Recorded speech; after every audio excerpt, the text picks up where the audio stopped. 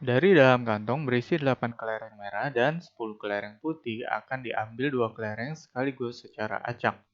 Peluang yang terambil 2 kelereng putih adalah, jadi di sini kita bisa gunakan konsep peluang ya.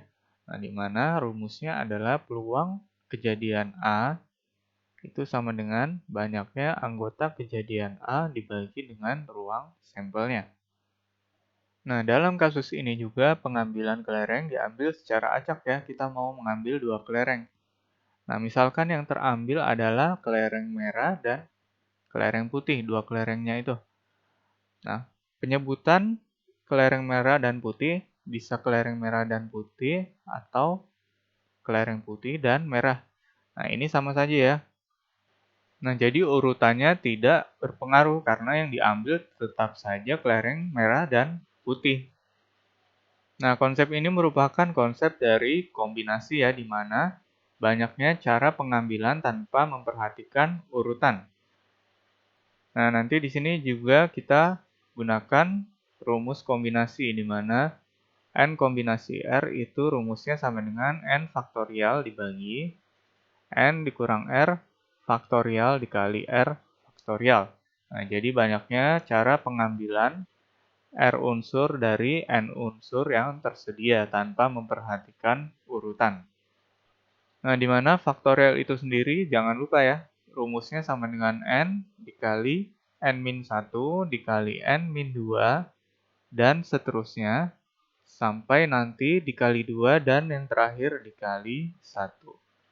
Nah, sekarang kita balik lagi ke konsep peluang. Kita harus cari dulu banyaknya anggota kejadian A ya. Nah, banyaknya anggota kejadian A atau NA itu kan kejadian yang diinginkan. Nah, jadi di sini kita tulis dulu banyaknya kelereng merah ada 8, kelereng putih ada 10, berarti totalnya itu sama dengan 18 ya. Nah, kita ingin mengambil 2 kelereng putih.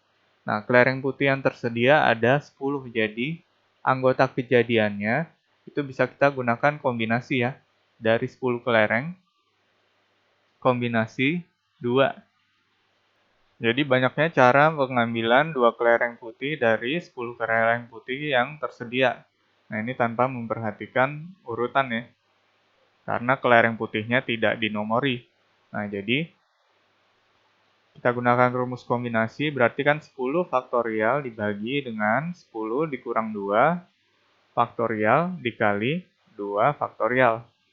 Nah, maka hasilnya sama dengan 10 dikali 9 dikali 8 faktorial per 8 faktorial dikali 2 faktorial itu 2 dikali 1, berarti 2 ya. Nah, sehingga bisa dicoret nih 8 faktorial dengan 8 faktorial. Maka hasilnya 10 dikali 9 dibagi 2, 45. 45 cara ya. Nah, ini banyaknya anggota kejadian A. Nah, sekarang semestanya. Semestanya itu di sini secara total, berarti kan kita mau mengambil 2 kelereng dari total 18 kelereng ya. Berarti 18C2. Nah, ini semestanya. Banyaknya cara pengambilan 2 kelereng dari keseluruhan.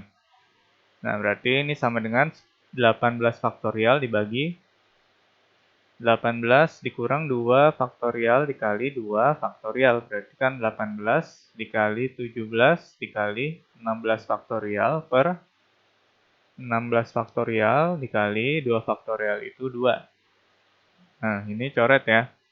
Nah, berarti hasilnya sama dengan